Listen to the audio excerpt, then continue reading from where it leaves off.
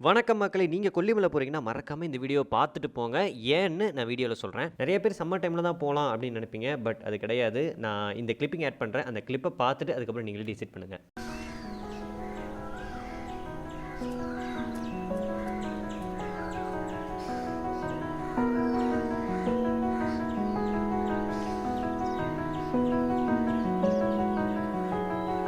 തെളിമാനം മഴവില്ലിൻ നിറമണിയും നേരം നിറമാർന്നൊരു കനവെന്നിൽ തെളിയുന്ന പോലെ പുഴയോരം തഴുകുന്നീ തണുനീറൻ കാറ്റും പുളകങ്ങൾ ഇഴനെയ്തൊരു കുഴലൂതിയ പോലെ.